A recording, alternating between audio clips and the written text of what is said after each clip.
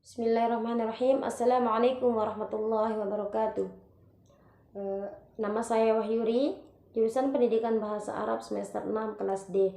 Baiklah, di video kali ini saya akan menerjemahkan secara fauriyah yang berkaitan tentang ikhtiyaruz zauj waz zaujah.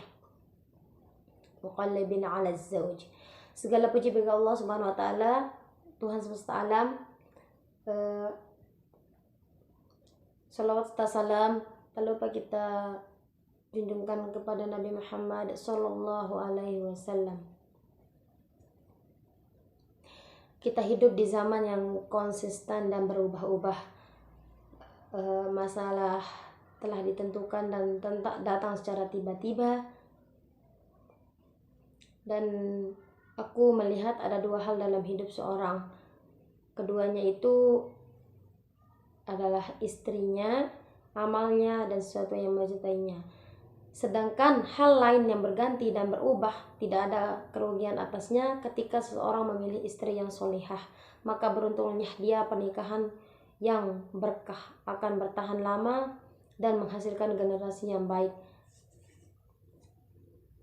Tapi saya perhatikan, jika seorang beriman di awal waktu, maka hidupnya akan terbentuk dengan baik, dan bagi yang beriman di akhir waktu, dia mungkin telah menjalani hidupnya dengan tidak baik. Oleh karena itu, kesuksesan terbesar seseorang adalah dia memilih pasangan yang baik, dan telah dijelaskan oleh Nabi Muhammad SAW. Wanita mukmin apabila memandangnya, kau akan merasa senang. Dia akan menjaga dan melindungi kehormatannya dan menaati perintah suaminya. Barang siapa yang menikahi perempuan karena kecantikannya, maka Allah akan memberikannya yaitu kecantikan saja. Dia tidak peduli tentang akhlak dan agamanya. Dan barang siapa yang menikahi perempuan karena hartanya, Allah akan membuatnya fakir. Dan barang siapa yang menikahi perempuan karena keturunannya, maka Allah akan menambah kerendahannya. Maka pilihlah karena agamanya, niscaya kau akan beruntung. Sebenarnya orang mukmin ketika memilih wanita mukmin, dia bertanya, apa sebabnya? Dengan sebab ilmu, saya setuju dengan saudara, dengan teman, dengan rekan, dan dengan istri saya. Barang siapa yang beriman kepada Allah dan dia bergaul dengan orang mukmin, maka dia akan bahagia dengannya. Yang jujur akan bahagia dengan yang jujur, yang lurus dengan yang lurus, yang suci dengan yang suci. Oleh karena itu, saya menganggap bahwa saya lah memilih istri sebagai kejahatan kepada kedua belah pihak.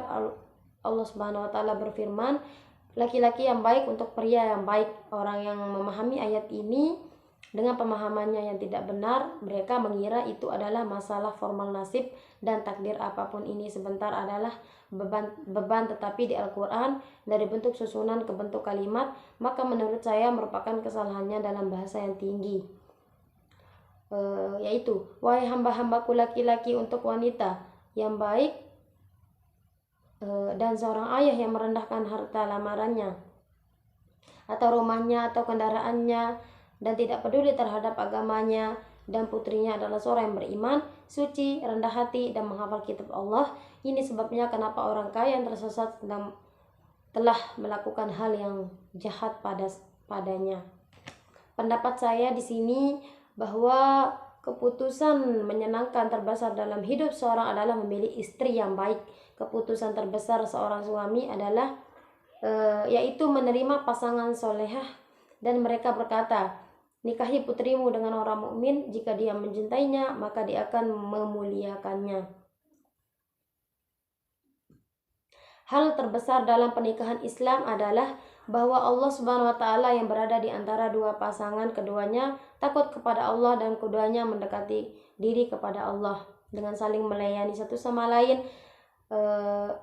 Pernikahan ini tidak mungkin terhubung melainkan Allah berfirman, dan dari tanda-tanda kekuasaan Allah adalah diciptakannya langit dan bumi, siang dan malam, matahari dan bulan, untukmu istri-istri dan kamu sendiri, supaya kamu cenderung dan merasa tentram kepadanya. Laki-laki yang tinggal bersama istrinya karena dia melengkapi kekurangan kekurangan dengannya, dan wanita yang tinggal dengan suaminya karena dia menyempurnakan kepemimpinannya. Dan dijadikannya kalian rasa kasih dan sayang dengan kalimat mahdah warahmah.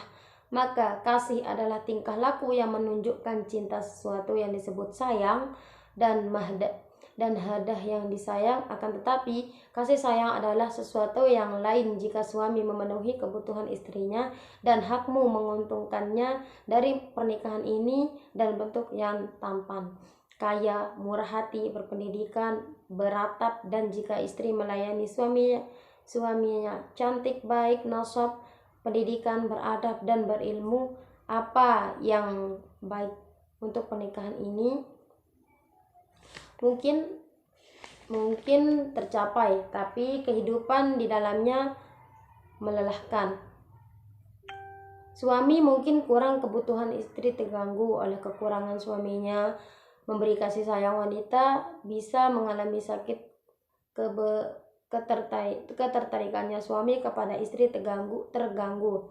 Berikan kasih sayang, karena itu ayat yang mulia ini sangat tepat, dan di antara tanda-tanda kekuasaan adalah menciptakan untukmu istri-istri dan istrimu sendiri merasakan seperti apa yang dirasakan, mencintai seperti dicintai, menerima seperti diterima, percaya seperti dipercaya, ingkar seperti diingkar, istri dan dirimu sendiri, supaya kamu cenderung dan merasa tentram kepadanya dan dijadikannya di antara rasa cinta dan kasih sayang.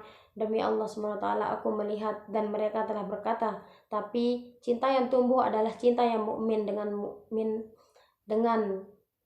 mukminin. Saya lihat bahwa cinta yang dibangun di atas nilai-nilai dan prinsip konstan, cinta itu tumbuh dan seolah-olah garis yang menentukan perkawinan yang berdasarkan iman itu naik, dan seolah-olah garis yang menunjukkan perkawinan yang berdasarkan keagungan formal berada di jalan menurun. Oleh sebab